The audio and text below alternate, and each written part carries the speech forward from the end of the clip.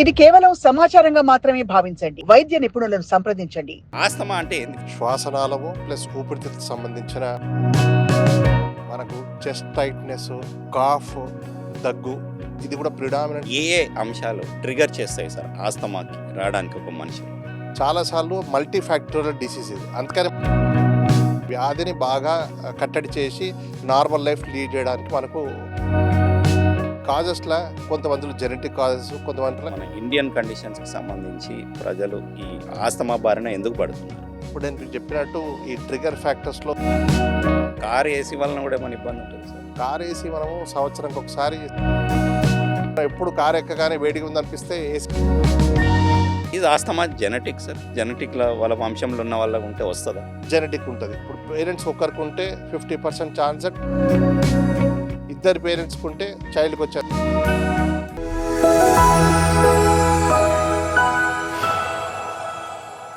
Hello, welcome to Sakshi life. ఊపిరి మనకు సహజం, కానీ కొందరికి ప్రతి శ్వాస పోరాటం. ఊపిరి ఇబ్బంది మన జీవితంపై చాలా కష్టాలను తెచ్చిపెడుతుంది. అసలు జీవితమే చాలా కష్టంగా మారిపోయి వేరే పనులు చేసుకోలేని పరిస్థితి. వరల్డ్ ఆస్తమా డే సందర్భంగా మనం ఈరోజు సాక్షి లైఫ్ స్టూడియోస్కి డాక్టర్ సుధీర్ ప్రసాద్ గారిని పిలిచాము. Sir pulmonologist, senior pulmonologist, Care hospitals మలక్పేట్లో. సో సార్ మనకు అసలు ఈ ఆస్తమాకు సంబంధించిన ఏవైతే అనుమానాలు, లేకపోతే అసలు ఆస్తమాని ఎట్లా గుర్తించాలి, మనకు ఆస్తమా ఉందని, దాని తర్వాత ట్రీట్మెంట్స్ అవైలబుల్ ఏమేమి ఉన్నాయి, ఇవన్నీ విషయాలు, దానిపై ఉన్న డౌట్స్ అన్నీ కూడా చెప్పడం, క్లియర్ చేయడం జరుగుతుంది. Sir welcome to Sakshi life studios sir. Thank you అండి. సార్ చెప్పండి సార్, అంటే ఆస్తమా అంటే ఏంది? ఫస్ట్ ఒక బేసిక్ క్వశ్చన్ నుంచి. ఆస్తమా అంటే మన శ్వాసనాళము ప్లస్ ఊపిరితిత్తులకు సంబంధించిన క్రానిక్ రెస్పిరేటరీ కండిషన్. దీంట్లో మనకు చెస్ట్ టైట్నెస్, కాఫ్, దగ్గు ఇది కూడా ప్రిడామినెంట్గా నైట్ టైం రావడం, ఎక్కువ ఆయాసం రావడము, పెళ్లి కూతురు రావడము, ఇలాంటి సిమ్టమ్స్తోని చాలామంది అంటే అడపాదడప బాధపడుతూ ఉంటారు. అయితే ఇవి గమనించకుండా మనం దీన్ని సింపుల్గా నెగ్లెక్ట్ చేసినట్టయితే ఇది క్రానిక్గా అయి చాలా ఇబ్బంది పాటు చేస్తుంది. దీనివలన ఫ్రీక్వెంట్ హాస్పిటలైజేషన్ కానివ్వండి, కొన్ని విపరీత పరిస్థితుల్లో ప్రాణాలు కోల్పోవడం కూడా జరుగుతూ ఉంటుంది. సార్ అంటే ఇప్పుడు ఒక మనిషికి తనకు ఆస్తమా ఉందని తెలియడం ఎట్లా సార్? ఇప్పుడు మనకు నేను చెప్పిన సిమ్టమ్స్, దగ్గు కానీ, ఆయాసం కానీ, పిల్లి కూతలు, ఛాతి పట్టేయడము, ఇలాంటి సిమ్టమ్స్ ఉన్నవాళ్ళు దగ్గర డాక్టర్కి వెళ్తే వాళ్ళు ఇమ్మీడియట్గా చెప్తారు మీకు, అంటే మీకు ఇలాంటి ప్రాబ్లం ఉన్నట్టు అనిపిస్తుంది అని. దానికి సంబంధించి టెస్ట్, సింపుల్ టెస్ట్ ఉంటుంది, లంగ్ ఫంక్షన్ టెస్ట్. అది చేస్తే మనకు ఆస్తమా ఉంది లేదు తెలుస్తుంది. అయితే ఆస్తమాలో ఒక ఇంపార్టెంట్ థింగ్ ఏంటంటే, చాలాసార్లు పేషెంట్ నార్మల్గా ఉంటాడు, ఎప్పుడన్నా ట్రిగర్స్ ఏవైతే దీన్ని ఎక్కువ చేస్తాయో అప్పుడు మాత్రమే ఇబ్బంది పడతారు. సో అవి లేనప్పుడు ఏంటంటే నేను బాగున్నాను అన్న దాంట్లో ఆ జబ్బు అన్నది నెగ్లెక్ట్ అవుతూ ఉంటుంది. సో ఈ ఆస్తమా వల్ల ప్రపంచవ్యాప్తంగా కూడా చాలామంది బాధపడుతూ ఉంటారు. దీని గురించి world asthma day first Tuesday of May ప్రతి సంవత్సరము జరుపుతూ ఉంటుంది. ఇది గ్లోబల్ ఇనిషియేటివ్ ఆఫ్ ఆస్తమా, జీనా అన్నది దీన్ని కండక్ట్ చేస్తూ ఉంటుంది. అయితే ఈ సంవత్సరము దీని థీమ్ ఒకటి ఉంటుంది, ప్రతి సంవత్సరం ఒక థీమ్ ఇస్తారు అన్నమాట, అంటే దాని అవగాహన గురించి. ఈసారి ఏంటంటే యాంటీ ఇన్ఫ్లమేటరీ ఇన్హేలర్, పీల్చే మందులు. అచ్చా, ఇన్హేలర్స్ ఎక్కువ వాడాలని. Okay sir. సార్ ఇప్పుడు మీరు ఒక ట్రిగర్ అన్నారు, అసలు ఏ అంశాలు ట్రిగర్ చేస్తాయి సార్ ఆస్తమాకి రావడానికి ఒక మనిషిలో? ఆస్తమా ఫస్ట్ కాజెస్ గురించి చెప్తాను మీకు. చాలాసార్లు మల్టీ ఫ్యాక్టోరియల్ డిసీజ్ ఇది. అందుకని మనకంటే స్పెసిఫిక్ ట్రీట్మెంట్ ఇచ్చి కంప్లీట్గా తగ్గిపోతుంది ఉండదు, కానీ ఎఫెక్టివ్ ట్రీట్మెంట్ టు కంట్రోల్, అంటే వ్యాధిని బాగా కట్టడి చేసి నార్మల్ లైఫ్ లీడ్ చేయడానికి మనకు జరుగుతుంది అనమాట. అయితే ఈ కాజెస్లో కొంతమందిలో జెనెటిక్ కాజెస్, కొంతమందిలో ఎన్విరాన్మెంటల్ ఫ్యాక్టర్స్, ఎయిర్ పొల్యూషన్ కానివ్వండి, స్మోకే కానివ్వండి, రకరకాల మన ఇండోర్ ట్రిగర్స్ అంటాము. ఇప్పుడు స్మోకింగ్, కుకింగ్ చేసేటప్పుడు వచ్చే, పోపు వేసినప్పుడు వచ్చే ఘాట్ వల్ల కానీ, పర్ఫ్యూమ్స్ వాడుతూ ఉంటారు. ఇంట్లో మస్కిటోస్ గురించి ఆల్ అవుట్ కానీ, గుడ్ నైట్ కానీ, వేరే కాయిల్స్ కానీ ఇలాంటివి వాడుతూ ఉంటాము. ఈ స్ట్రాంగ్ స్మెల్స్ వల్ల కూడా చాలామందికి ట్రిగర్ అవుతూ ఉంటుంది. చల్ల గాలి, ఇప్పుడు ఎండాకాలం చల్ల ఏసీ కానీ ఫ్యాన్ గాలిని తీసుకుంటాము, చల్ల కూల్ డ్రింక్స్ తాగుతుంటారు, ఇవి కూడా కొన్నిసార్లు ట్రిగర్ అవుతూ ఉంటాయి. కొంతమందికి ఎమోషనల్ ట్రిగర్. సో అందరికీ ఉంటాయంటే అందరికీ ఉండవు, కానీ వచ్చినప్పుడు మనకు దేనివల్ల వస్తుందని చాలాసార్లు గమనించవచ్చు. కొంతమందికి ఇంట్లో పెట్స్ ఉంటాయి, క్యాట్ కానీ డాగ్ కానీ. ఇవి ఇంట్లో ఉండి మన బెడ్ మీద మనం కూర్చున్న సోఫాలలో ఇలాంటివి జరుగుతున్నప్పుడు we are more people with tendency ఉన్న వాళ్ళకు సిమ్టమ్స్ ఎక్కువ అవకాశాలు ఉంటాయి. సార్ ఇప్పుడు కొంచెం స్టాటిస్టిక్స్ చూస్తే సార్, అంటే ప్రపంచవ్యాప్తంగా ఒక 25 కోట్ల మందికి ఆస్తమా ఉన్నట్టుగా కొన్ని గణాంకాలు చెప్తున్నాయి. అందులో ప్రతి ఏడాది దాదాపుగా ఒక 3 లక్షల మంది, అంటే 4 లక్షల చిల్లర వరకు చనిపోతున్నారు సార్. సో ఈ చనిపోయే వాళ్ళు పేషెంట్స్ అందరూ కూడా సార్ లో అండ్ మిడిల్ ఇన్కమ్ కంట్రీస్లోనే ఉన్నారు సార్, అంటే ఎక్కువ శాతం. అది ఎందుకని సార్? ఇప్పుడు మిడిల్ ఇన్కమ్ కంట్రీస్లో ఏంటంటే లాట్ ఆఫ్ అర్బనైజేషన్ అవుతుంది. సో కన్స్ట్రక్షన్ అని, ఇండస్ట్రీస్ అని చెప్పి, so pollution as one of the causes for this. Next smoking ఒకటి. అదే లో ఇన్కమ్ కంట్రీస్లో పీపుల్ స్టిల్ యూస్ కుకింగ్కి కానీ, కట్టెలు వాడడం కానీ, బొగ్గు వాడడం కానీ అలాంటివి, అంటే దాంతో కూడా స్మోక్ ఎక్స్పోజర్ ఇండోర్. ఈ లోవర్ ఇన్కమ్ ఇంట్లలో స్మోకింగ్ అన్నది ఎక్కువ ఉంటుంది. ఇప్పుడు ఇంట్లో ఫాదర్ ఒకరుండి స్మోక్ చేస్తున్నారు, గ్రాండ్ ఫాదర్ స్మోక్ చేస్తున్నారు, అది ఇంట్లోనే వేరే పిల్లలు అది ఉన్నప్పుడు, సో వాళ్ళకి అది ట్రిగర్ లాగా అవుతుంది. ఇంకొకటి లో ఇన్కమ్ పీపుల్లో ఎవరైతే అర్లీ చైల్డ్హుడ్లో ఇన్ఫెక్షన్స్ వస్తాయో ఫస్ట్ 2 years ఆఫ్ లైఫ్, ఫ్యూచర్లో వీళ్ళకు ఆస్తమా వచ్చే రిస్క్ ఎక్కువగా ఉంటుంది. సార్ ఇంకోటి సార్, ఇప్పుడు మన ఇండియా స్టాటిస్టిక్స్ చూసుకుంటే ఇండియాలో ఒక 3 లక్షల పైబడి మందికి ఈ ఆస్తమా ఉన్నట్టుగా మనకు గణాంకాలు చెప్తున్నాయి. యాన్యువలీ అంటే సంవత్సరంలో 1,00,000 మంది వరకు చనిపోతున్నట్టుగా అంటున్నారు. అండ్ మన అంటే డెత్స్ పెద్ద ఎత్తుననే కాంట్రిబ్యూట్ చేస్తున్నాయి ఓవరాల్ వరల్డ్ స్టాటిస్టిక్స్లో చూసుకుంటే. ఇక్కడ ప్రధానంగా ఏమున్నాయి సార్ మన ఇండియన్ కండిషన్స్కి సంబంధించి ప్రజలు ఈ ఆస్తమా బారిన ఎందుకు పడుతున్నారు? ఇప్పుడు నేను మీకు చెప్పినట్టు ఈ ట్రిగర్ ఫ్యాక్టర్స్లో పొల్యూషన్ ఒకటి మెయిన్ ఇంపార్టెంట్. మళ్ళా ఇండోర్ పొల్యూషన్. అవుట్డోర్ పొల్యూషన్ అంటే మనం బయటికి వెళ్ళినప్పుడు ఎక్స్పోజ్. ఇండోర్ పొల్యూషన్ నేను చెప్పినట్టు ఇంట్లో అగరబత్తీలు వెలిగించడము, ధూప్ స్టిక్స్ వెలిగించడము. ఇప్పుడు మనం రోడ్ బయటకు వెళ్తే కొన్నిసార్లు ఈ ఊది వేస్తుంటారు కారు దగ్గర. వాళ్ళు కారు దగ్గర వేసి ఇట్లా ఇట్లా అన్నప్పుడు ఆ కారులోకంతా అది ఆ వెంటిలేటర్ ద్వారా ఏసీ ద్వారా వస్తుంటుంది. ఇవన్నీ కూడా అంటే short period of time exposure to smoke. ఇప్పుడు ఇంట్లో హోమం చేస్తుంటారు కొంతమంది రెగ్యులర్గా.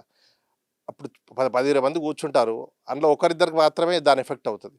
అంటే ఒకటే షార్ట్ డ్యూరేషన్ ఆఫ్ టైంలో హెవీ ఎక్స్పోజర్ అయ్యి వాళ్ళకు ఇమీడియట్గా ఆయాసం రావడము, దగ్గు రావడము, ఛాతీ పట్టేయడము, పిల్లి కూతలు రావడము ఇలాంటివి జరుగుతూ ఉంటాయి. సో వేరియస్ ట్రిగ్గర్స్ ఉంటాయి. ఇప్పుడు ఇంకోటి ఏంది, అందరూ అఫోర్డబిలిటీ పెరిగి యూజ్ ఆఫ్ పర్ఫ్యూమ్స్ ఎక్కువైనాయి, సెంటెడ్ సోప్స్ ఎక్కువైనాయి. ఇవన్నీ కూడా మనకు తెలియకుండానే ట్రిగర్స్ అవుతూ ఉన్నాయి. ట్రిగర్ అవుతూ ఉంటుంది, అంటే మనకు కాన్షియస్ మనకు ఉండదు సార్. ఇప్పుడు అందరం కూడా ఏసీలు వాడుతున్నాము. ఏసీ టెంపరేచర్ బిలో 26 తీసుకురాకూడదు వీళ్ళకు. డైరెక్ట్గా ఎయిర్ ఫ్లో మన ఫేస్ పైకి రాకూడదు. అంటే కొన్ని సింపుల్ జాగ్రత్తలు పాటించడం వల్ల లైఫ్ స్టైల్ అనేది చాలా ఇంప్రూవ్ అవుతుంది వీళ్ళది. కార్ ఏసీ వలన కూడా ఏమైనా ఇబ్బంది ఉంటుంది సార్? కార్ ఏసీ మనము సంవత్సరానికి ఒకసారి సర్వీసింగ్ పంపిస్తాం. సో ఫిల్టర్స్ అనేవి క్లీన్ కావు. సో మనం ఎప్పుడు కార్ ఎక్కగానే వేడిగా ఉందనిపిస్తే ఏసీ డక్ట్ మన వైపు పెట్టుకొని we feel happy that cold air is coming. దాని ద్వారా ఎంత డస్ట్ వస్తుంది, ఎంత మనకి ఎక్కువ అవుతుంది అనేది చాలామంది గ్రహించారు. సార్ ఇంకోటి సార్, ఆస్తమా అటాక్ అంటారు కదా, అసలు ఆ అటాక్ ఎప్పుడు వస్తుంది, ఎందుకు వస్తుంది? అటాక్ వచ్చినప్పుడు మనం ఆ మనిషిని చూస్తే ఇంకా ఇంకొద్ది క్షణాల్లో మనం ముందు ఉండడేమో అనే ఒక ఫీలింగ్లోకి వెళ్ళిపోతుంటాం సార్. సో అటాక్ వచ్చినప్పుడు అసలు ఏం జరుగుతుంది, మనుషులు ఎట్లా అలర్ట్ అవ్వాలా, ఏం చేయాలి? ఈ ఆస్తమా ఉన్న వాళ్ళకు సడన్గా ట్రిగర్ ఏదైనా ఎక్స్పోజ్ అయినప్పుడు ఆల్మోస్ట్ ఇమీడియట్గా కొంతమందికి సిమ్టమ్స్ వచ్చేస్తాయి. అప్పుడేంటంటే ఛాతీ పట్టేయడము, ఊపిరి పీల్చుకోలేకపోవడము, చేతులు బ్లూ కలర్లో మారిపోవడం, అంటే ఆక్సిజన్ తగ్గిపోతుంది సివియర్గా ఇది. సో వీళ్ళకి ఏంటంటే ఇమీడియట్గా వాళ్ళ దగ్గర ఇన్హేలర్స్ ఉంటాయి, రిలీవర్ మెడికేషన్ అని చెప్పి. ఇమీడియట్గా ఆ ఇన్హేలర్స్ గిట్ట వాడి 3-4 టైమ్స్ తగ్గలేదంటే ఇమీడియట్ దగ్గర హాస్పిటల్కి వెళ్ళిపోవాలి వాళ్ళు. అప్పుడు ఇన్హేల్డ్ మెడికేషన్ నెబులైజర్ రూపంలో పెడతారు. చాలామందికి మన దేశంలో అపోహ ఏముంటుందంటే ఇన్హేలర్స్ వాడితే ఇవి అలవాటు అయిపోతాయన్న మిస్కన్సెప్షన్లు ఉంటారు. ఈ అపోహతోనే చాలామంది వాడరు. ఇర్రెస్పెక్ట్ ఆఫ్ దర్ ఎడ్యుకేషనల్ స్టేటస్ చాలామంది లిటరేట్ పీపుల్ కూడా దీని గురించి డౌట్స్ ఉంటాయి వీళ్ళందరికీ. అంటే ఈసారి టాపిక్ కూడా అదే కదా సార్, ఆ థీమ్ ఇన్హేలర్స్ వాడాలా ఖచ్చితంగా అనేది. మీరు ఏం చెప్తారు సార్? ఇది నిజంగా పెద్ద మెత్తు సార్, చాలామంది వాడరు దీన్ని. ఇప్పుడు మనకు ఇన్హేల్డ్ మెడికేషన్ అంటే పీల్చుకుంటే డైరెక్ట్ లంగ్స్కి వెళ్ళేది. దానికి మనం వాడే డోసు చాలా తక్కువ. ఇప్పుడు వీళ్ళకి తెలియదు ఏంటంటే ఇదే అక్యూట్ అటాక్ వచ్చినప్పుడు ఒక 200 టైమ్స్ ఎక్కువ డోస్ ఇస్తాం మేము. అక్యూట్ అటాక్ ఇది చేయడానికి.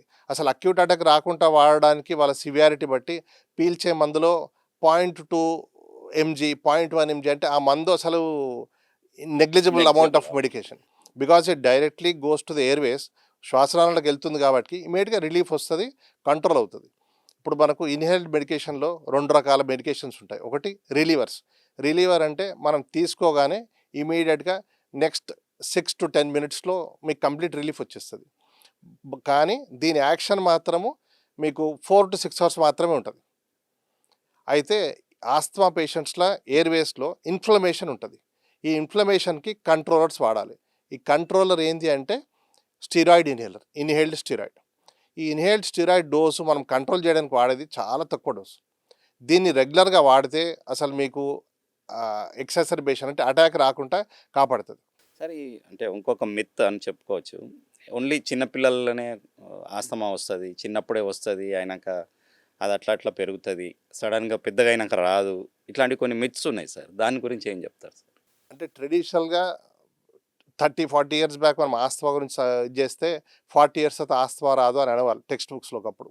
ఇప్పుడు even at 80 years first time asthma అటాక్తోని we are able to diagnose patients. అయితే చిన్నపిల్లల్లో వచ్చినప్పుడు ఏంటంటే చైల్డ్హుడ్ ఆస్తమా చాలాసార్లు by age of 12 as they keep growing అది చాలా మందిలో తగ్గిపోతుంది, సెల్ఫ్ లిమిటింగ్ లాగా, అంటే depending on their immune status. అయితే కొంతమందిలో ఇట్ విల్ పర్సిస్ట్. అది కూడా మన పిల్లలలో ఎవరికి ఎంత సివియర్గా ఉంది దాని సిమ్టమ్స్ బాగా కంట్రోల్ చేస్తే ఫ్యూచర్లో అడల్ట్ ఏజ్లోకి అది వెళ్ళకుండా, ఒకవేళ వెళ్ళినా కానీ కంట్రోల్డ్గా ఎప్పుడో ఒకసారి మందులు వాడుకునేటట్టు అవసరం పడుతుంది. సో ఎవరికి ఎప్పుడైనా ఆస్తమా ఎఫెక్ట్ అవ్వచ్చు అండి. అవ్వచ్చండి. ఓకే సార్, ఇంకోటి ఇప్పుడు మీ చాలా కేసులు చూస్తుంటారు కదా సార్, ఆస్తమా కేసులు. మీకు బాగా అంటే మిమ్మల్ని డిస్టర్బ్ చేసిన కేసు ఏదైనా ఒకటి ఉందా? అంటే వాళ్ళు సరిగా మీరు ఇచ్చిన మెడిసిన్స్ తీసుకోక, లేకపోతే చాలా నెగ్లెక్ట్ చేసి, చాలామంది నెగ్లెక్ట్ చేస్తారు మన దగ్గర ఉన్న వాళ్ళు. సో మీరు అట్లాంటి కేసులు చూసినప్పుడు మీరు ఎట్లా డీల్ చేస్తారు సార్? అంటే బేసికలీ ఎడ్యుకేషన్ ఇస్ ఇంపార్టెంట్. ఇప్పుడు డాక్టర్ ఒక పేషెంట్ని మీకు ఆస్తమా ఉందని చెప్పినప్పుడు ఆ పేషెంట్ ఏంటంటే యాక్సెప్టెన్స్ ఉండదు అంత ఈజీగా. అంటే నాకెందుకు ఆస్తమా వస్తుంది. ఇప్పుడు అదే నేను పేషెంట్కి మీకు అలర్జీ ఉంది ఏంటంటే ఈ ఫీల్ హ్యాపీ, అదేదో స్టేటస్ కూడా ఫీల్ అవుతారు. అయితే ఆస్తమా అలర్జీ అంటే ఇవన్నీ ఒక స్పెక్ట్రమ్. అంటే ఒక ఎండ్లో అలర్జీ ఉంటే మైల్డ్గా ఉన్నప్పుడు, అదే రిపీటెడ్ ఎక్స్పోజర్ వచ్చి సివియర్గా వచ్చినప్పుడు దాన్ని ఆస్తమా అంటాం మనం. ఆస్తమా డయాగ్నోజ్ చేయడం చాలా సింపుల్. లంగ్ ఫంక్షన్ టెస్ట్ చేస్తాము, స్పైరోమెట్రీ అన్నది, ఇప్పుడు ఆసిలోమెట్రీ అని ఇంకో కొత్త టెస్ట్ కూడా వచ్చాయి. ఈ సింపుల్ ఉదయ పరీక్షతోని మనము ఒక మనిషికి ఆస్తమా ఉంది లేదన్నది నిర్ధారణ చేయొచ్చు. కొన్నిసార్లు టెస్ట్ చేయకుండా కానీ బేస్డ్ ఆన్ సిమ్టమ్స్ దాన్ని బట్టే వీళ్ళు డయాగ్నోస్ సిమ్టమ్స్ ఎగ్జామిన్ చేసి. అయితే వీళ్ళకి చెప్పాల్సింది ఏంటంటే ఈ లంగ్ ఫంక్షన్ చేయడం వల్ల ఒకటి డయాగ్నోస్ అవుతుంది, ఇంకోటి సివియారిటీ మైల్డ్గా ఉందా, మోడరేట్ ఉందా, సివియర్గా ఉందా. తీవ్రంగా ఉందనుకోండి వాళ్ళు రెగ్యులర్ మందులు వాడితే అది మోడరేట్ మైల్డ్ వచ్చి నార్మల్ అయ్యే అవకాశాలు కూడా ఉంటాయి. అదే మైల్డ్ పేషెంట్ వాళ్ళకు ఉట్టి రిలీవర్ మెడికేషన్ ఇస్తాం మనం, వాళ్ళు దాన్ని నెగ్లెక్ట్ చేశారనుకోండి అది మెల్లిమెల్లిగా పోయి సివియర్గా అయ్యి ఇర్రివర్సిబుల్ కండిషన్ అవుతుంది. ఆస్తమా ఏంటంటే it's a reversible airway disease. అది మనం దాన్ని ట్రీట్ చేయకుండా బాగా ముదిరింది అనుకోండి ఇట్ బికమ్స్ ఇర్రివర్సబుల్. అంటే ఇప్పుడు smoking related lung disease COPD అంటాము, అలా అంటే ఆ స్టేజ్కి వెళ్ళిపోతారు. ఇంకా వాళ్ళకు లంగ్ ట్రాన్స్ప్లాంట్ వరకు వెళ్ళిపోతుంది సార్. లంగ్ ట్రాన్స్ప్లాంట్ అంటే ఇక సివియర్ అవన్నీ, అంటే లంగ్ ట్రాన్స్ప్లాంట్ అన్నది మనం చెప్పొచ్చు కానీ కాస్ట్ అవన్నీ ఉంటాయి, బట్ అంతవరకు తెచ్చుకునే పనే లేదు అసలు. ఇప్పుడు మనము కంట్రోల్ చేసుకుంటే you will lead a normal life. Asthma is controllable treatable condition. Sir ఇంకోటి sir, is asthma genetic sir? జెనెటిక్లో వాళ్ళ వంశంలో ఉన్న వాళ్ళకు ఉంటే వస్తుందా? జెనెటిక్ ఉంటుంది. ఇప్పుడు పేరెంట్స్ ఒకరికి ఉంటే 50% chance that one of the child can have. ఇద్దరు పేరెంట్స్కి ఉంటే చైల్డ్కి వచ్చే ఛాన్సెస్ చాలా ఎక్కువగా ఉంటాయి.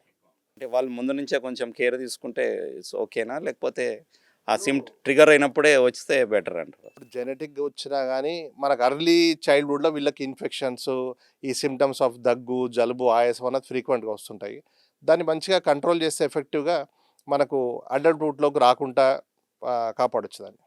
సార్ ఇప్పుడు లాస్ట్ క్వశ్చన్ సార్, ఇది మనం లైఫ్ స్టైల్లో మార్పులు ఏమైనా చేసుకోవచ్చా సార్? ఇప్పుడు అన్నీ కూడా చిల్లు తాగడము పిల్లలు, కారులోకి ఎంటర్ కాగానే ఏసీ, ఆఫీస్లో కాగానే ఏసీ, అంటే ఎక్కువ ఎక్స్పోజ్ అయిపోతున్నాం మనము. సో ఈ కారణాలు ఏమైనా లైఫ్ స్టైల్ చేంజెస్ ఏం చేసుకుంటే బాగుంది? లైఫ్ స్టైల్ చేంజెస్లో చల్ల నీళ్ళు డైరెక్ట్గా రిఫ్రిజిరేటర్లు అవి తీసుకోకూడదు. ఫుడ్ ఐటమ్స్లో అందరూ ఏమంటారంటే పెరుగు పాలతోని చల్ల వీటితోని ఇబ్బంది అవుతుంది అంటారు. పాలు పెరుగు కంటే కూడా కోల్డ్గా ఉన్న పాలు పెరుగు వల్ల ఇబ్బంది అవుతుంది. So preferably they should eat normal temperature foods. ఇంకా ఈ వాడుకల మనం డే టు డే ఏసీ వాడడం ఇవన్నీ కూడా అంటే ఆ ఫ్లో మనపైకి రాకుండా ఉండడము, క్రౌడెడ్ ప్లేసెస్కి వెళ్ళినప్పుడు లేకపోతే డస్ట్ ఎక్స్పోజర్ మాస్క్ ధరించడము, ఫ్రీక్వెంట్ హ్యాండ్స్ క్లీన్ చేసుకుంటూ ఉంటే మనకు వస్తాయి. ఎందుకంటే వీళ్ళకు ఎనీ రెస్పిరేటరీ ఇన్ఫెక్షన్ వైరస్ వల్ల వస్తే ఎక్సెసర్బేషన్ అవుతుంది, అంటే ట్రిగర్ అవుతాయి అవి కూడా. సో నార్మల్గా వేరే వాళ్ళకి జలుబు వచ్చినప్పటికీ వీళ్ళకి జలుబు వచ్చింది అనుకోండి, అది అటాక్ అయ్యి ట్రిగర్లోకి మారే అవకాశాలు ఎక్కువగా ఉంటాయి. సో జాగ్రత్తలు పాటించడము. వీళ్ళకి మరి ఇంకొకటి ఏంటంటే మనం ఫ్లూ వ్యాక్సిన్ ఒకటి అడ్వైజ్ చేస్తూ ఉంటాం ఎవ్రీ ఇయర్. ఫ్లూ వ్యాక్సిన్ అంటే వైరస్ ఇన్ఫెక్షన్ తక్కువగా వస్తే ట్రిగర్ తక్కువ అవుతుంది వీళ్ళకు. So somebody who gets recurrent asthma attacks we advise flu vaccine for them once yearly. అంటే ఎవ్రీ ఇయర్ ఒకసారి తీసుకోవాలి. ఎవ్రీ ఇయర్ తీసుకుంటే ఏంటంటే మనకు ఆ వచ్చే రైనీ సీజన్ వింటర్ సీజన్లో వైరల్ ఇన్ఫెక్షన్స్ ఎక్కువ ఉన్నప్పుడు వీళ్ళకి కొద్దిగా ప్రొటెక్షన్ ఉంటుంది దానివల్ల. సో సార్ ఇంకోటి సార్, అంటే ఈ Asma patients early morning wax ఇట్లా చేయొచ్చా సార్? అర్లీ మార్నింగ్ వాకు చల్లగా ఉన్నప్పుడు దే షుడ్ ప్రిఫరబ్లీ అవాయిడ్. ఇప్పుడు వింటర్లో 5 o'clock వెళ్ళే వాళ్ళు 7 o'clock వెళ్ళడం బెటర్. అంటే ఎక్సర్సైజ్ చేయొచ్చు, కొంతమంది ఎక్సర్సైజ్ చేస్తే మళ్ళీ అది కొంచెం ఇదైపోతుంది కదా సార్. ఫస్ట్ కొంతమందిలో ఎక్సర్సైజ్ ఇదే ట్రిగర్, దీన్ని ఎక్సర్సైజ్ ఇండ్యూస్డ్ ఆస్తమా అంటాం. కానీ వీళ్ళు ఎక్సర్సైజ్ చేయడం వల్ల వాళ్ళ ఆస్తమా బెటర్ కంట్రోల్ అవుతుంది. అయితే ఏంటంటే ఎక్సర్సైజ్ కంటే ముందు వీళ్ళ మెడికేషన్ ఏదైతే పీల్చే మందు ఉంటుందో అది వాడుకొని వీళ్ళు చేస్తే గిట they can lead a normal life with exercise and healthy life. So exercise they have to do. They have to అంటే అది ట్రిగర్ వస్తుంది కదా అని చేయకుండా ఉండొద్దండి. ఇప్పుడు మనకు sports person who have won Olympic gold medals are asthmatics చాలా మంది ఉన్నారు. స్విమ్మర్స్ ఉన్నారు, అథ్లీట్స్ ఉన్నారు.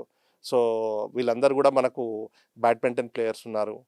సో వీళ్ళందరూ కూడా అంటే they lead a normal life while taking medication and control there asthma. So ఎవరు కూడా పేరెంట్స్ కానివ్వండి, నేను అందుకోసం పేరెంట్స్ చెప్తాను, పిల్లలకి ఇబ్బంది ఉంటే లెట్ దెమ్ ప్లే. వాళ్ళు మందులు వాడుకుంటూ ఆడితే ఏంటంటే వాళ్ళ ఇమ్యూనిటీ పెరుగుతుంది. ఇప్పుడు మనం ఇబ్బంది అవుతుందని చెప్పి ఇంట్లోనే ఉంటే ఎక్సర్సైజ్ చేయరు, they are more prone for home bound things. So sir ఇప్పుడు ఆస్తమా నుంచి వేరే వాటికి ఏమన్నా కాంప్లికేషన్స్ రిలేటబుల్ ఉంటాయా సార్? అంటే దీన్ని నెగ్లెక్ట్ చేస్తున్నారు, ఇంకో దానికి పోతుంది ఏదైనా ఇష్యూ అట్లా ఉంటుందా, హెల్త్ ఇష్యూ? ఇప్పుడు అంటే క్రానిక్ ఆస్తమాకి వెళ్ళింది అనుకోండి, చాలా సివియర్గా అయినప్పుడు దానివల్ల ఆక్సిజన్ ఫ్రీక్వెంట్గా తగ్గి వీళ్ళకు రైట్ హార్ట్ ఫెయిలియర్ రావచ్చు. అంటే రైట్ హార్ట్ మీద ఒత్తిడి పడి దాంట్లో బీపీ పెరగడం అలాంటివి జరుగుతూ ఉంటాయి. అది కాకుండా ఈ మెడికేషన్ ఏవైతే ఉంటాయో స్టీరాయిడ్స్ వాడతాం రెగ్యులర్గా అటాక్ వచ్చినప్పుడు. ఆ హై డోస్ స్టీరాయిడ్స్ వాడి వీళ్ళకు వెయిట్ గెయిన్ కావచ్చు, డయాబెటీస్ వచ్చే రిస్క్ ఉంటుంది. ఇప్పుడు అట్లా అంటే స్టీరాయిడ్స్ రాస్తున్నారు డాక్టర్ అని చెప్పి రాగానే అంటారు. ఇప్పుడు నేనేం చెప్తానంటే స్టీరాయిడ్స్ అక్యూట్లో ఉన్నప్పుడు doctor will advise for about 5 days course. Very rarely we'll have a తగ్గించుకుంటూ డోస్ ఇచ్చి ఒక 4 weeks 6 weeks వాడమని చెప్తాం. కానీ ఇది under doctor supervision, not to be taken directly by the patient. And మేము మళ్ళీ వాడేసాం సార్ ఇంకా తగ్గలేదని వస్తారు మా దగ్గరికి, సార్ లాస్ట్ ఇయర్ వచ్చాను అవే మందులు మళ్ళీ వాడాను సార్ అని. ఇలాంటివి చేయొద్దు.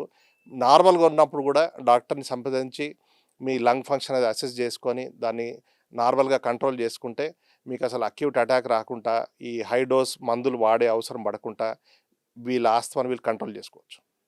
సార్ ఇది మెన్లో ఎక్కువ ఉంటుందా, ఉమెన్లో ఎక్కువ ఉంటుందా? రిలేటివ్లీ మెన్ బయట ఎక్కువ తిరుగుతుంటారు కాబట్టి మెన్లో ఎక్కువ ఉంటుంది. ఫీమేల్స్లో కూడా ఉంటుంది, అట్లా ఏం లేదు. ఆల్మోస్ట్ అంటే ఒక 60% మేల్స్ 40% ఫీమేల్స్లో ఉంటుంది. ఇప్పుడు ఉన్న అంటే మనం డ్రగ్స్కి వస్తాం సార్. అంటే మీరు స్టార్ట్ చేసినప్పుడు కెరియర్కి ఇప్పటికి డ్రగ్స్లో పెద్ద మార్పు వచ్చి ఉంటుంది ఆస్తమా రిలేటెడ్. ఆస్తమా రిలేటెడ్ డ్రగ్స్లో ఇనీషియల్గా ట్యాబ్లెట్స్ మాత్రమే ఉండేది. ఇన్హేలర్స్ ఒక్కసారి వచ్చిన తర్వాత ఆస్తమాటిక్ వాళ్ళ లైఫ్ చాలా మారింది, క్వాలిటీ ఆఫ్ లైఫ్ ఇంప్రూవ్ అయింది. అయితే దీంట్లో కూడా ఏంటంటే inhaled steroids still are the mainstay of treatment. దాంట్లో అంటే డోసెస్ మనం ఎట్లా వాడతాము, there are 4-5 different generations of inhaled steroids which have come. So అవన్నీ కూడా ఎఫెక్టివ్గా పోటెంట్గా ఉంటాయి, దాని తగ్గట్టు మనం ఇస్తూ ఉంటాము. రిలీవర్ మెడికేషన్లో కూడా ఫస్ట్ ఉన్న పీల్చే మందులలో షార్ట్ యాక్టింగ్ ఉండేది, ఇప్పుడు అల్ట్రా షార్ట్ యాక్టింగ్ అంటే వితిన్ సెకండ్స్ ఇంప్రూవ్మెంట్ వచ్చే మందులు కూడా వచ్చాయి. సో అలాంటివి ఉన్నాయి. ఇది కాకుండా ఈ మందులన్నీ వాడిన తర్వాత కూడా కంట్రోల్ కాని వాళ్ళకు బయోలాజికల్స్ అని వచ్చాయి ఇప్పుడు కొత్తగా. బయోలాజికల్స్ అంటే ఇప్పుడు మందులు ఏంటంటే కొద్ది కాలం వాడితే ఈ మందులు వాడుతూ ఆస్తమాని అటాక్స్ రాకుండా హాస్పిటలేషన్ కాకుండా ప్రివెంట్ చేస్తాయి. కానీ ఆ బయోలాజికల్స్ అవసరం పడే వాళ్ళు చాలా తక్కువ పర్సెంటేజ్ వాళ్ళు. సార్ ఇంకేమన్నా మీ యొక్క ఎక్స్పీరియన్స్లో మీకు బాగా మోటివేట్ చేసిన ఒక పేషెంట్ గురించి చెప్పండి, ఏమన్నా చెప్పగలిగితే, సో దట్ మా వ్యూవర్స్ కూడా కొంచెం ఏమైనా నేర్చుకోనికుంటారు. ఒక ఊరు నుంచి 60 year old పెద్ద ఆవిడ వచ్చారు. ఆమె అంటే నాకు ఇప్పటి నుంచో అవస్థ అవుతుంది, నాకు బ్రతకాలని లేదు, అవస్థ పడుతున్నా, 2 రోజులకు ఒకసారి హాస్పిటల్కి పోయి సూదులు తీసుకోవాల్సి వస్తుంది ఊరి దగ్గర అని చెప్పి అన్నది. అయితే ఆమెకు పీల్చే మందులు రాసి డీటెయిల్గా కూర్చోబెట్టి ఒక 10 నిమిషాలు ఎలా వాడుకోవాలి ఏంటని అన్ని జారిపిస్తే ఆమె ఒక నెల తర్వాత మళ్ళీ వచ్చింది. ఆమె నడుచుకుంటూ వస్తే నేను గుర్తుపట్టేది ఫస్ట్ ఆమె. ఓకే. అంటే ఫస్ట్ వచ్చినప్పుడు వీక్గా డల్గా ఆమె వచ్చి అన్నమాట ఒకటే, డాక్టర్ గారు మీరు నాకు చెప్పినట్టు అందరి పేషెంట్లకు ఎట్లా వాడాలనో మీరు చూపించారు కదా, అలా చూపించడం వల్ల నేను కరెక్ట్గా వాడాను, నాకు ఆస్తమా అన్నది బాగా కంట్రోల్ అయింది, ఇప్పుడు అసలు నాకు లేదేమో అన్నంత కండిషన్ ఉన్నది, లాస్ట్ 10 సంవత్సరాలుగా ఇంత బాగా ఎప్పుడు లేను అన్నది ఆమె. ఇప్పుడు పేషెంట్ ఎవరన్నా సఫర్ అయ్యే వాళ్ళు వచ్చి మాకు బాగా తగ్గిందంటే that gives lot of happiness. It's all because of ఇన్హేలరా సార్? ఇన్హేలర్ అండ్ ఉన్నాయి. ఇన్హేలర్ ప్లస్ ఎట్లా వాడతారు అనేది ఇంపార్టెంట్. ఇప్పుడు ఇన్హేలర్స్ డాక్టర్ రాయడం అన్నది ఒకటే కాదు, డాక్టర్ ఒక 2 నిమిషాలు స్పెండ్ చేసి ఆ ఇన్హేలర్ని ఎడా వాడాలన్నది పేషెంట్కి ఎక్స్ప్లెయిన్ చేయడము, మళ్ళీ వాళ్ళు నెక్స్ట్ విజిట్కి వచ్చినప్పుడు వాళ్ళ డివైస్ తీసుకొచ్చి మనకు చూపించమని చెప్పాలి, డెమాన్స్ట్రేట్ చేయమని చెప్పాలి ఓకే. వాళ్ళు ఎలా వాడుతున్నారు అన్నది.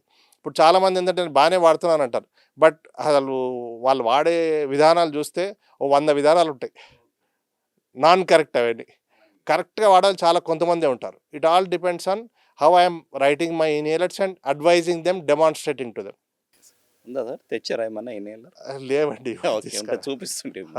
బికాజ్ ఇన్హేలర్ ఈజ్ అంటే అంత చేంజ్ తీసుకొస్తుంది ఒక లైఫ్ స్టైల్లో. అంటే ఇన్హేలర్స్లో కూడా చాలా రకాలు ఉన్నాయండి. ఇప్పుడు డ్రై పౌడర్ ఇన్హేలర్స్, రోటా క్యాప్స్ అంటాము, ప్లస్ ఇన్హేలర్స్ అంటే మీటర్ డోస్ ఇన్హేలర్ ఉంటాయి, మళ్ళీ నెబులైజర్, అంటే దీస్ ఆర్ డిఫరెంట్ ఫార్మ్స్. ఇప్పుడు కొంతమందికి ఎక్కువ లంగ్ కెపాసిటీ ఉండదు, వాళ్ళకి క్యాప్సూల్స్ ఇస్తాం పీల్చడానికి, వాళ్ళు ఈజీ టు యూస్. ఇక వేరే వాళ్ళందరికీ ఇన్హేలర్స్ ఇస్తాం, వీళ్ళంటే వాళ్ళు కొట్టుకొని పీల్చడానికి ఎక్కువ ఇబ్బంది ఉన్నప్పుడు నెబులైజర్ ఇస్తాం, పీల్చుకోవడానికి శక్తి ఎక్కువ లేదన్నప్పుడు. సో చిన్న పిల్లలు, వృద్ధులు, లంగ్ ఫంక్షన్ బాగా వీక్గా ఉన్న వాళ్ళకి ఇస్తుంటాం మనం. సరే, ఈ సీజనల్గా ఏమైనా ఉంటుందా సార్? సమ్మర్లో వాళ్ళు ఇట్లా ఉండాలా, వింటర్లో ఇట్లా ఉండాలా, రైనీ సీజన్లో ఇది అవాయిడ్ చేయాలా, అట్లా ఏమైనా ఉంటాయి? ఇప్పుడు సమ్మర్లో మనం అనుకున్నట్టు ఈ చల్లగాలి, కూల్ డ్రింక్స్ ఇవన్నీ తీసుకోవడం ఎక్కువవుతుంది. ఇంకా చాలామందికి ఏంటంటే నాకు సమ్మర్లో ఎందుకు వస్తుంది అంటారు. ఇప్పుడు అందరూ ఒకలాగా ఉండరు, there are various phenotypes for asthma. So వీళ్ళల్లో ఏంటంటే కొంతమందిలో ప్రిడామినెంట్గా రెయినీ సీజన్లో వస్తాయి, కొంతమందికి వింటర్లో వస్తాయి, కొంతమంది సమ్మర్లో వస్తాయి, కొంతమందికి త్రూఅవుట్ ది ఇయర్ ఉంటుంది, అండ్ కొంతమందికి ఉట్టి సీజన్ చేంజ్ అయ్యే టైంలో వస్తుంది. ఓకే. ఇప్పుడు వింటర్ నుంచి సమ్మర్ మారే ఒక 4-6 వీక్స్ ఉంటుంది, వేరే మెల్లగా చలి నుంచి ఎండకు వస్తుంటాము, ఆ టైంలో మాత్రమే ట్రిగ్గర్ వస్తుంటుంది కొంతమందికి. ఇంకా కొంతమందికి ఏంటంటే ట్రావెల్ చేసినప్పుడు ఎక్కడికైనా పిలిగ్రిమేజ్ ట్రిప్ వెళ్ళొచ్చారు, ఇప్పుడు తిరుపతికి వెళ్ళొచ్చారు, కాశీకి వెళ్ళొచ్చారు, సడన్గా ఏంటంటే క్రౌడ్ ఎక్కువ ఉంటుంది, డిఫరెంట్ ప్లేసెస్ నుంచి వస్తారు, అక్కడ వైరల్ ఇన్ఫెక్షన్స్ స్ట్రాంగ్గా ఉంటాయి. సో వీళ్ళు రాగానే వీళ్ళకి ఇబ్బంది పడడం, అక్కడే ఉన్నప్పుడు ఇబ్బంది పడడం జరుగుతుంటుంది. అంటే క్రౌడెడ్ ప్లేసెస్ వెళ్ళినప్పుడు they have to be they have to careful. Be careful. Okay okay sir. Okay sir, ఇంకేమైనా జనరల్ జాగ్రత్తలు చెప్పండి sir, we can conclude. Precautions వాడుతూ, ఫస్ట్ ఈజ్ ప్రికాషన్స్, మన ట్రిగర్స్ ఏమైనా గుర్తించడం. సెకండ్ ఈజ్ డాక్టర్ అడ్వైజ్ చేసిన medication, పీల్చే మందులు రెగ్యులర్గా వాడండి, వాడితే మీ లంగ్ ఫంక్షన్ అన్నది స్టేబుల్గా ఉంటుంది, మీకు అటాక్స్ రావు, హాస్పిటలైజేషన్ తగ్గుతుంది, ఫర్దర్ సివియర్గా అయ్యే అవకాశాలు కూడా తగ్గుతాయి. ఓకే డాక్టర్ గారు, థ్యాంక్స్ స్టూడియోకి వచ్చి మా వ్యూవర్స్కి చాలా క్లియర్గా అన్ని డౌట్స్ క్లియర్ చేశారు అండ్ ఈవెన్ సజెషన్స్ కూడా ఇచ్చారు. సో చూశారు కదా, ఆస్తమా వస్తే భయపడాల్సింది లేదు, ఊపిరి ఆడతలేదు సరిగా అని ఇబ్బంది పడాల్సింది లేదు, దానికి సంబంధించిన మందులు మనకు అవైలబుల్ ఉన్నాయి. అదే కాకుండా ఈసారి వరల్డ్ ఆస్తమా డే థీమ్ కూడా ఇన్హేలర్స్ని వాడడమే కాదు, దాన్ని కరెక్ట్గా డాక్టర్ అడ్వైస్తోని దాన్ని కరెక్ట్గా వాడితేనే ఆ రిజల్ట్ ఉంటుందని డాక్టర్ గారు చెప్తున్నారు. సో ఇది మనం వరల్డ్ ఆస్తమా డే రోజు ఉన్న మన మెసేజ్. అంతేకాకుండా మరి ఒకసారి మరొక వీడియోలో మనం ఇంకా కొన్ని హెల్త్ విషయాలు తెలుసుకునే ప్రయత్నం చేద్దాం. అంతవరకు సెలవు.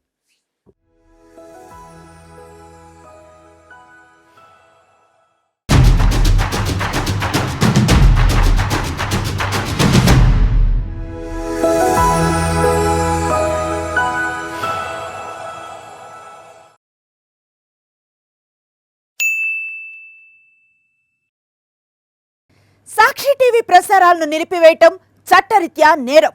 సాక్షి టీవీ ప్రసారాల కోసం మీ స్థానిక కేబుల్ ఆపరేటర్ను వెంటనే సంప్రదించండి.